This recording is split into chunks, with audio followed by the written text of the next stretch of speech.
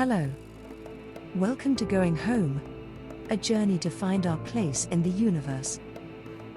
Season 1, Episode 1. Who are we? Who are human beings? Some people say we're a product of evolution, while some say we're a product of creation. It's also accepted that these ideas somehow oppose one another, creating a never-ending argument as to which is correct. Evolution and creationism don't necessarily have to conflict with one another. They can actually coexist. Pierre Teilhard de Chardin was a French Jesuit, Catholic priest, and scientist. He stated the following. We are not human beings having a spiritual experience. We are spiritual beings having a human experience. He understood something that not all people do. That is, we are spiritual beings, born into a human existence until our life here ends. Our existence in this world is intended to be a lifelong learning experience. Our bodies are designed to sense the physical world in which we live. Through our senses we gain life experience and have an opportunity to grow in spiritual knowledge and wisdom, but the most important lesson we can learn is how to love.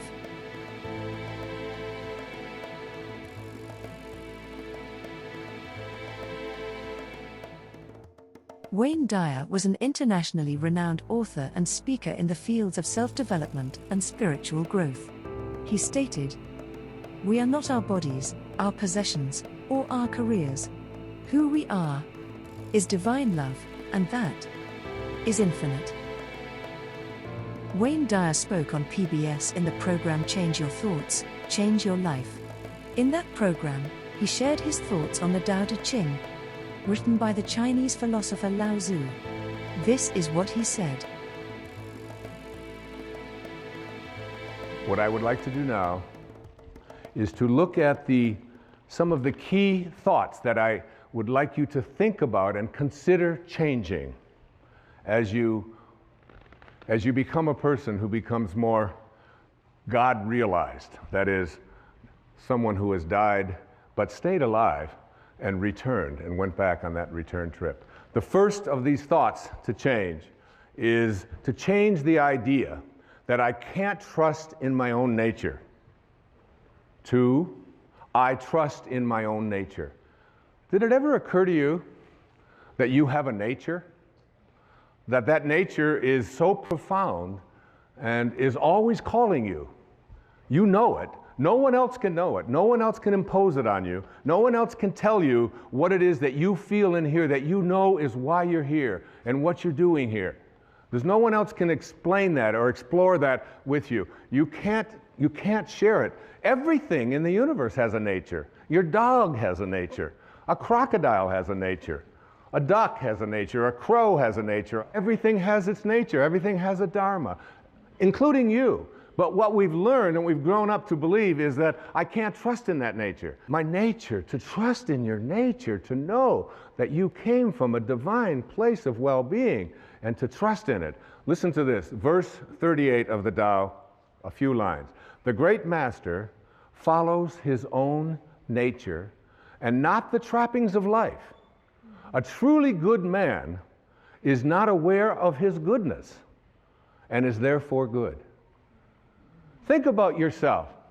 The first moment of life, the very first moment, that speck when you went from nowhere, N-O-W-H-E-R-E, to now here, N-O-W-H-E-R-E, from nowhere to now here. Same thing, just a little question of spacing, just a little different spacing, all right? So you went from nowhere, now you're in now here, and where do you think you're going? Nowhere. Right? Back to nowhere. Who out there watching, who in this audience isn't going back to nowhere? That's where we're all headed, back to nowhere. So in that split second, then you lived inside your mother's womb for 9 months. And in that 9-month period of time, You trusted your nature. You didn't have a sonogram and say, my God, I don't have a nose. This is very scary. What if it doesn't show up on time? Or you didn't do any of that. You trusted completely in your own nature, right?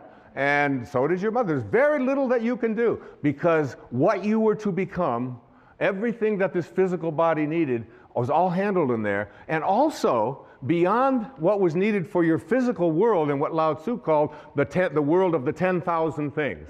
The 10,000 things. There's 10 zillion things, obviously, in the physical world, but that's how he named it, the world of the 10,000 things. And in that world of the 10,000 things, everything returns back to its source. But while you're in that place, and why wouldn't you believe, even maybe for a second, that not only was my physiology all handled for me, but everything else that I needed, if I could just stop interfering with it and stop other people from doing it, that everything I needed. And that's a big part of understanding change your thoughts, change your life. It's a big part of that. The idea that I have a nature that I can trust, not something that I have to be afraid of, and I can stop letting other people interfere with it as well. So what happens? We go through those 9 months, totally uninterrupted. We have no questions. Everything works out. And then what? We say the very first thing, we pop out after 9 months, we'll take over from here. That was good work.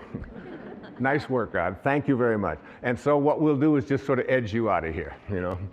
So we edge God out. We take on an ego, E-G-O. And we edge out and we say, we'll take over.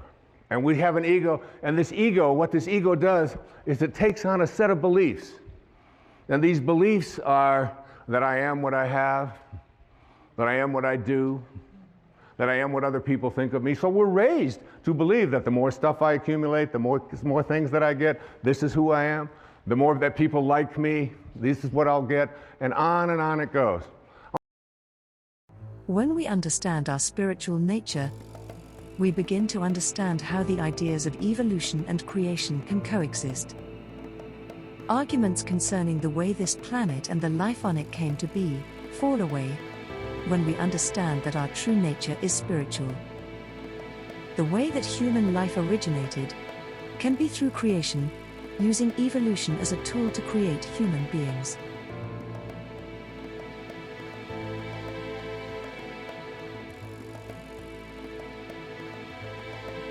Who are we? We are spiritual beings. Our human body is designed to exist in and perceive the things of this world. Our experiences allow us to gain knowledge and wisdom. They help us to grow as spiritual beings.